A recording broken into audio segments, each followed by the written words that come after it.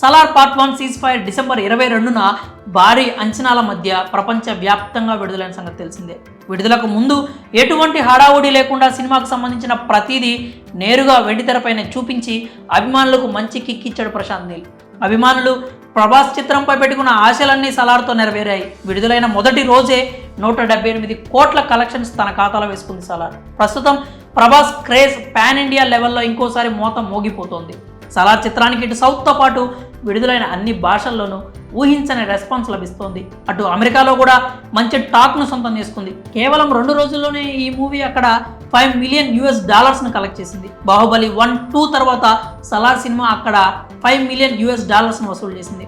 South Indian film industry నుంచి ఏ ఒక్క హీరోకు ఇటువంటి ఘనత దక్కలేదు. కాబట్టి ఇండియా నుంచి ఈ భారీ రికార్డ్స్ను సొంతం చేసుకున్న ఏకైక హీరోగా రెబల్ స్టార్ ప్రభాస్ నిలిచాడు. బాహుబలి తర్వాత మళ్ళీ ప్రభాస్ రేంజ్ను ఈ రకంగా పెంచిన ఘనత దర్శకుడు ప్రశాంత్ నీల్కే దక్కుతుంది. KGF 1, KGF 2తో పాన్ ఇండియా లెవెల్లో తన ప్రతిభను కనబరిచిన ప్రశాంత్ నీల్ ప్రభాస్తో సలార్ అనౌన్స్ చేసినప్పుడే ఈ చిత్రంపై భారీ అంచనాలు నెలకొన్నాయి. ఇక ఇప్పుడు ఈ చిత్రం విడుదలైన తర్వాత ఊహించినట్లుగానే ఆడియన్స్ను అల్లాడించేశాడు ప్రశాంత్. విడుదలైన 3 రోజులకే 300 కోట్లు, 5 రోజులకు 500 కోట్ల మార్క్ను టచ్ చేసింది. దీంతో టాలీవుడ్ ఇండస్ట్రీలోనే అరుదైన రికార్డును సొంతం చేసుకున్నాడు ప్రభాస్. వరుసగా 5 సినిమాలతో 400 కోట్లు రాబట్టిన ఏకైక టాలీవుడ్ హీరోగా రికార్డు క్రియేట్ చేశాడు. బాహుబలి 1, బాహుబలి 2, సాహో, ఆదిపురుష్ సినిమాల తర్వాత తాజాగా సలార్ కూడా 400 కోట్ల మార్క్ని అందుకుంది. బాహుబలి 1, 2 తర్వాత కొద్ది రోజులకే ఆ రేంజ్లో వసూళ్లను రాబట్టిన చిత్రంగా సలార్ గుర్తింపు తెచ్చుకుంది.